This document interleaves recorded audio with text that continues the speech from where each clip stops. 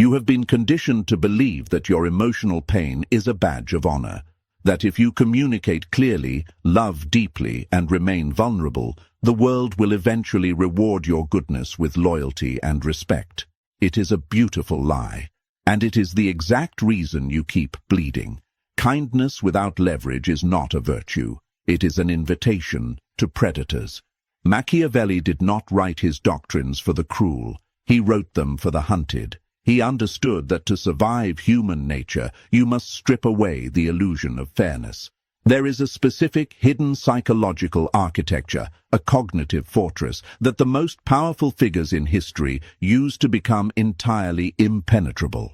Once you install this framework, it becomes mathematically impossible for another human being to inflict emotional pain on you ever again. But to build it, you must first commit treason against your own ego. Are you ready to cross that line? Point 1. The law of emotional asymmetry, the hostage protocol. We must begin by dissecting the anatomy of a wound. Why do you get hurt? You believe you get hurt because someone betrayed you, insulted you, or abandoned you. But that is only the catalyst. The actual pain occurs because you granted them the jurisdiction to determine your value. You handed them a knife and turned your back, expecting them to use it to protect you. Niccolò Machiavelli observed a brutal reality about human leverage. In his writings on statecraft, he noted that a ruler is only vulnerable when his enemies hold something he desperately fears losing. As long as you fear the loss of a person, a title, or a reputation, you are a hostage.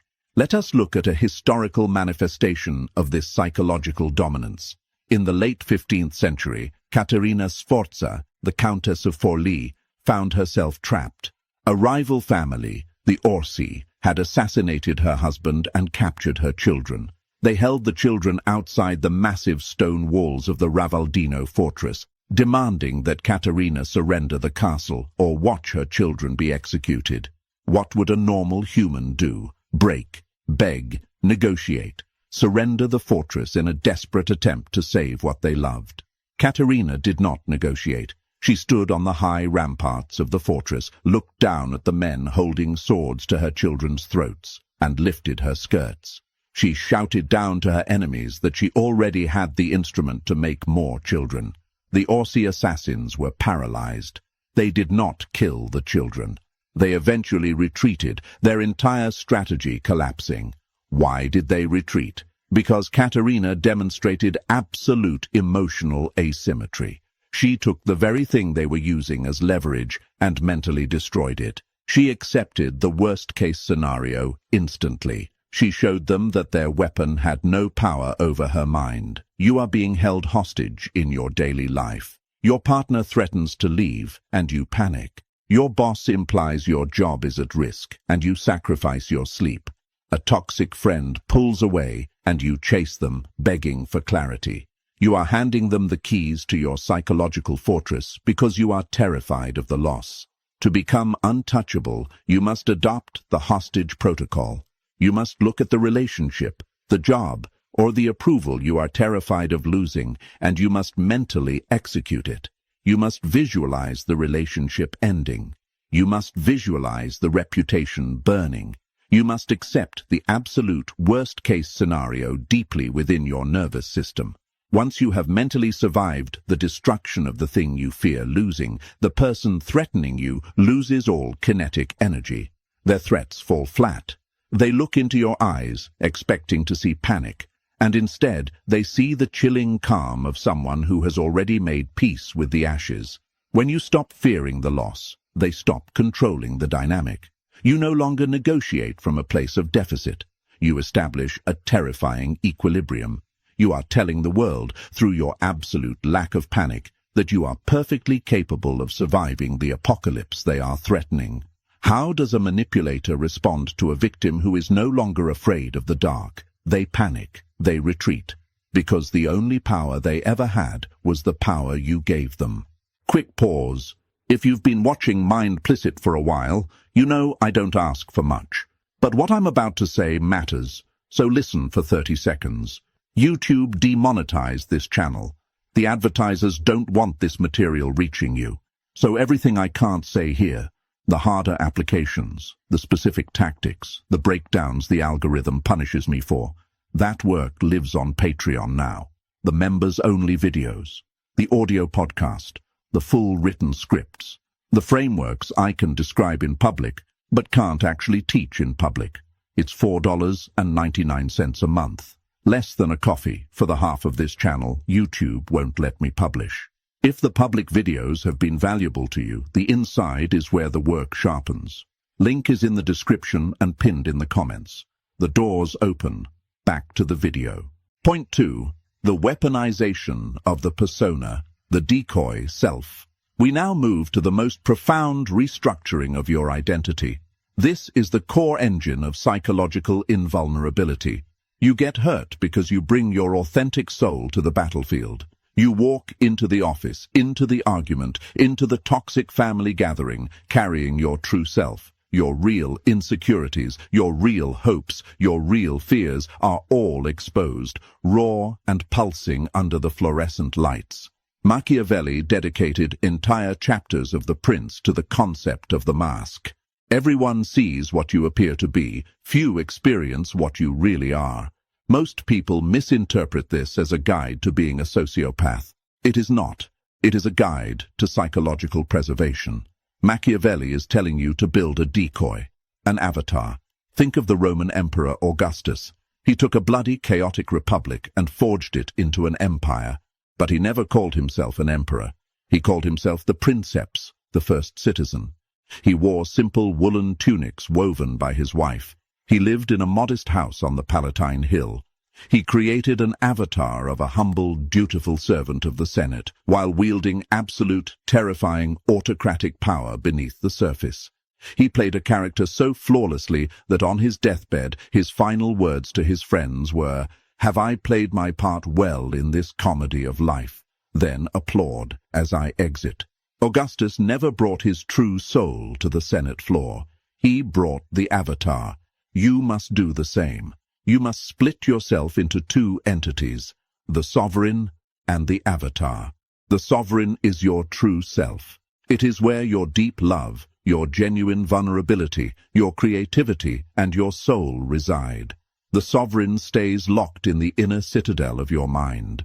It is never exposed to the public. It is only shared with the rare few who have bled for you, proven their absolute loyalty, and earned the right to enter the sanctuary. The avatar is the suit of armor you send out into the world. The avatar goes to work. The avatar answers the condescending emails. The avatar sits at the dinner table with the narcissistic parent.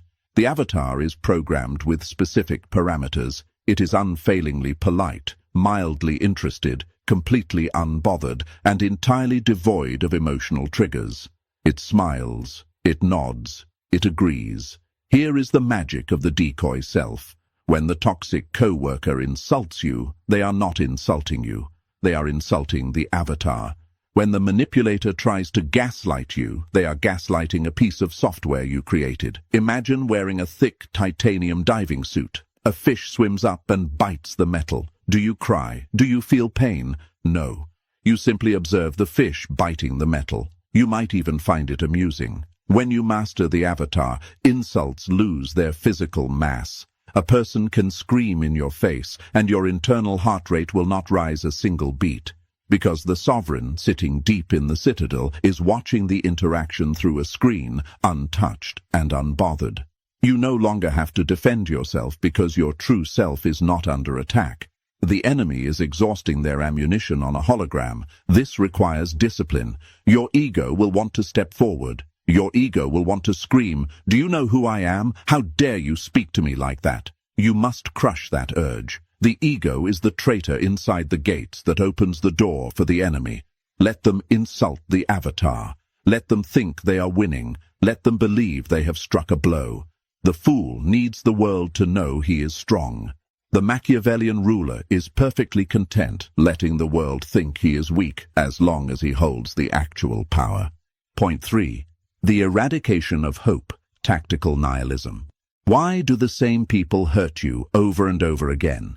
It is not because they are infinitely clever. It is because you are infinitely hopeful. Hope is the most dangerous emotion in the human nervous system. Society sells hope as a virtue. We are told to hope for the best, to see the good in everyone, to believe that love and patience will eventually heal the broken people around us. This is a fatal strategic error.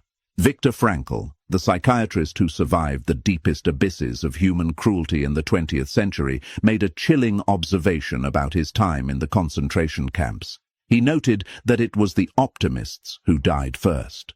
The optimists were the ones who said, "We will be rescued by Christmas." Christmas would come and go.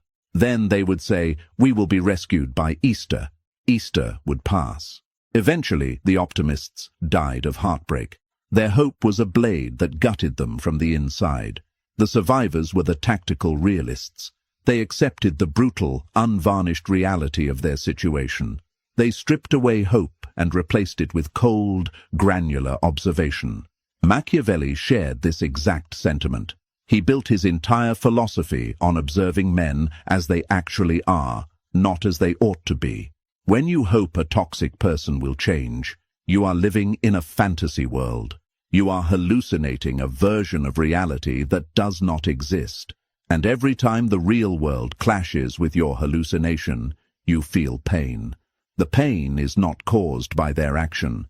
The pain is the friction between your fantasy and reality. To become untouchable, you must eradicate hope from your strategic calculations. You must look at the manipulator, the narcissist, the chronic betrayer, and you must accept them with terrifying finality. You must say to yourself, "This is who they are. They will never change. They will never apologize. They will never see my value." This is not pessimism. This is tactical nihilism.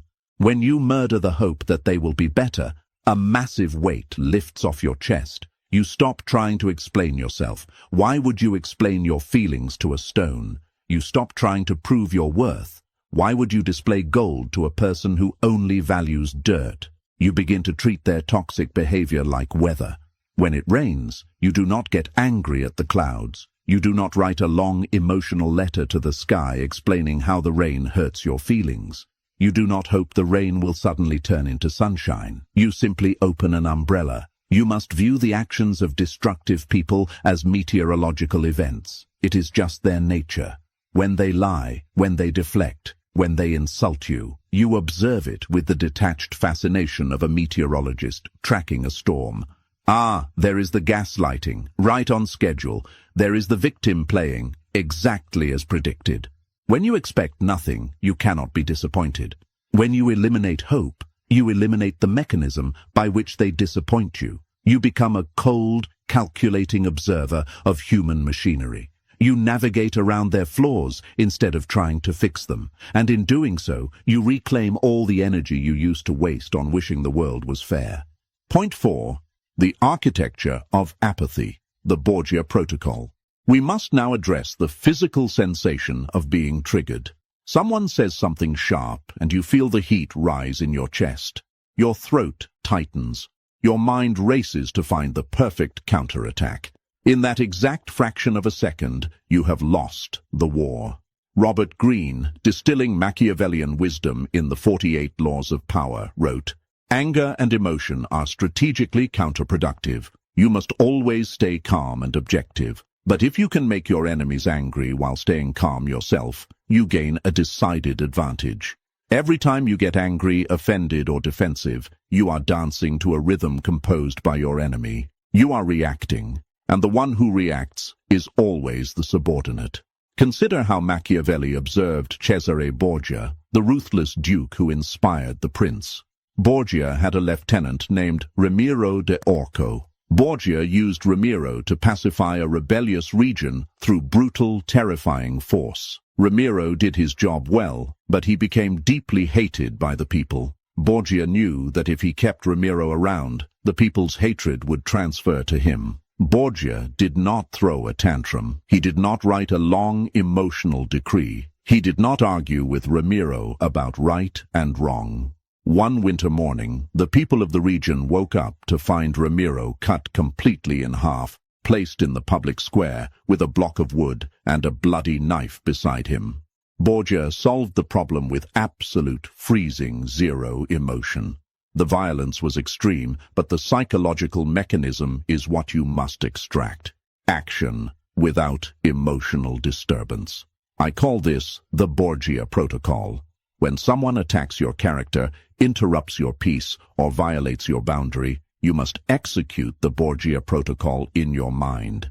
You do not yell, you do not scold, you do not try to make them understand how much they hurt you. You simply cut the problem out of your life with surgical, silent precision. The ancient Stoic emperor Marcus Aurelius possessed this exact psychological architecture. He commanded legions, dealt with betrayals, and ruled millions, yet he wrote in his private journal, "Choose not to be harmed, and you won't feel harmed. Don't feel harmed, and you haven't been." Aurelius understood physics. An insult is nothing more than air being pushed out of someone's lungs, vibrating across their vocal cords and hitting your eardrum. It has no physical mass. It cannot cut your skin. It cannot break your bones. It only becomes a weapon when your brain chooses to translate those sound waves into a threat. You must train your mind to stop translating the sound waves. When someone speaks poison to you, look at their mouth moving. Observe the slight panic in their eyes. Understand that their attack has absolutely nothing to do with you. People attack others to regulate their own dysregulated nervous systems. They are drowning in their own inadequacy, and they are throwing an insult at you like a lifeline, hoping you will catch it so they can pull you down into the water with them. Refuse to catch the rope. Let the insult hang in the air. Look at them with a blank, mildly curious expression, as if they are speaking a language you do not quite understand. The silence that follows will be deafening. It will bounce the kinetic energy of their attack right back into their own chest. They will feel foolish. They will feel exposed. By refusing to be harmed, you drain their power source. You become a psychological black hole. Their energy goes in, and absolutely nothing comes out. Point 5. The strategic mirror, the art of agreement. We now reach the final and most devastating tool in this Machiavellian arsenal. It is the ultimate pattern interrupt. It is the move that breaks the minds of narcissists, bullies, and manipulators. It is the strategy of total agreement. Human conflict is built on resistance. When someone accuses you, the natural instinct is to defend. "You are selfish," they say. "No, I'm not. I do so much for you," you reply. The moment you say, "No, I'm not," you have engaged in a tug of war. You have picked up the other end of the rope. You are now spending your vital life force trying to convince a person who is committed to misunderstanding you. What happens if, instead of pulling back, you drop the rope? What happens if you run in their direction? Imagine a person winding up to punch you in the chest. They put all their weight into the swing. But a microsecond before their fist connects, you take a step backward. Their momentum carries them forward. They fall flat on their face, defeated by their own energy. This is what happens when you agree with an insult. When the manipulator says, "You only care about yourself," you are entirely selfish. Do not defend yourself. Look them dead in the eyes and say, softly and calmly, "You are absolutely right. My capacity for selfishness is vast. I prioritize my peace above everything else. You probably shouldn't rely on me." Watch their brain misfire. Watch the glitch in their matrix. They prepared an entire arsenal of counter-arguments to use against your defense. But you didn't defend. You agreed. You took their insult, claimed it as a title, and wore it like a crown. You left them standing on the battlefield, swinging a sword at thin air. If they call you arrogant, say, "I have to be. Modesty has never served me." If they call you cold, say, "It is the only temperature where I function properly." This is not self-deprecation. This is verbal judo. It is an advanced Machiavellian application of Robert Greene's law of surrender. You transform their weapon into dust. When you agree with the worst things people say about you, they have nothing left to threaten you with. You have conquered the shadow. You have accepted the darkness within yourself, so no one can ever use it against you. Psychologically, this is devastating to the attacker. They attack you to feel powerful. When you absorb their attack without flinching and even agree with it, you demonstrate that their perception of you is irrelevant. You are telling them, your judgment has no authority here. Even if I am the monster you say I am perfectly comfortable being the monster. It removes the final tether of external validation. You no longer need them to think you are a good person. You do not need to be the hero in their story. You are perfectly willing to be the villain as long as it preserves your sovereignty. This is the ultimate freedom. The freedom from the compulsion to be understood. What is the cost of this freedom? The cost is isolation. The cost is accepting that the majority of people will never truly know the depth of your inner citadel. They will only ever meet the avatar. They will only ever bounce off the polished armor of your indifference. But look at the alternative. Look at the life of the people who refuse to build this fortress. They spend their days bleeding out over minor slights. They lie awake at night agonizing over conversations that the other person forgot 5 minutes later. They live as slaves to the whims, moods, and dysfunctions of the broken people around them. You must choose your pain. You can choose the sharp, clean pain of discipline, distance, and emotional asymmetry. Or you can choose the dull, chronic, rotting pain of remaining vulnerable to a world that does not care about your feelings. When you master the decoy self, when you eradicate hope, when you refuse to grant consent to harm, and when you mirror the attacks of your enemies, you step into a realm of pure psychological sovereignty. You stop reacting. You stop explaining. You stop suffering. You realize that your peace was never something the world could give you, and therefore, it is nothing the world can ever take away. You walk through chaos with the terrifying calm of a ghost. You watch the frantic, emotional desperation of the masses from a high, unreachable watchtower.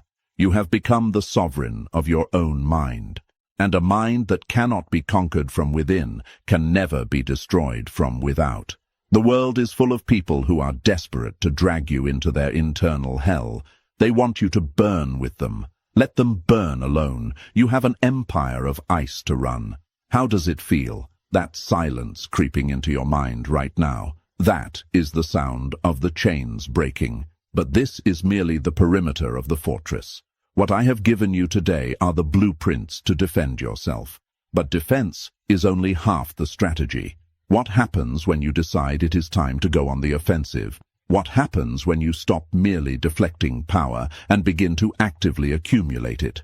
That is a dark science for another day. YouTube has officially demonetized this channel to sanitize your mind. They are terrified of this knowledge. I refuse to bend to advertisers. Instead, I am doubling down, but I can't fight them alone. I need your support to keep this channel and this mission alive. Click the link in the description and join me on Patreon. You'll instantly unlock the raw, unfiltered, members-only videos, exclusive audio podcasts, and forbidden psychological blueprints they won't let me publish here. Most will go back to sleep. Don't be like them.